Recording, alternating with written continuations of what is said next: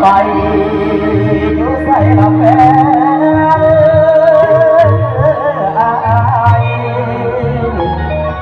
ละคน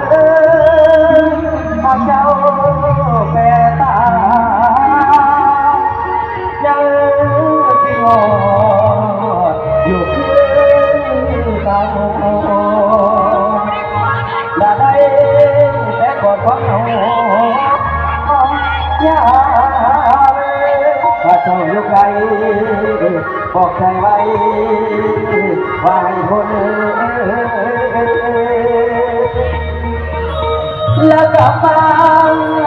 เด้ออายเพื่อใส่หม้อเนื้อในมือโน้ไร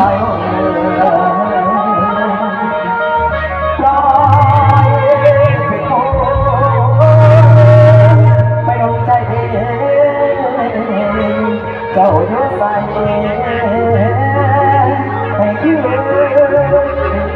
ยืนบ้าน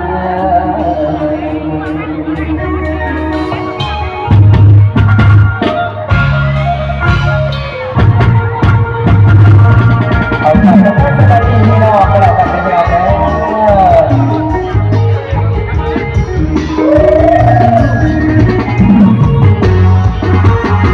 วันเด็กเด็กเด็กพอสอบคนที่เราเล็กก็ไม่กลับมาไปแล้วปล่อยให้ต้นลมเธอไปไม่กลับมาได้ไปป่าน้องเธอจะเบื่อเธอไปนั่งจับใจตาโบราณบอกคงไปหาเจ็บแล้วก็ไปร้องพอจะพบที่ที่เธอจะบอกเมื่อ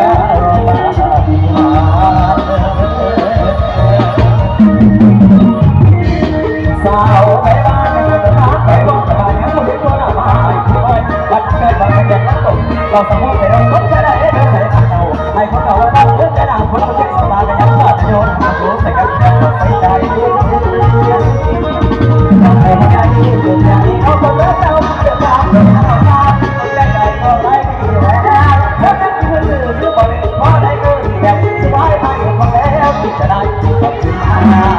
แต่น้ำตาเราแต่ที่ฟ้าที่หาที่ได้รู้กันเลยนะใจไม่รู้ว่าใจมัน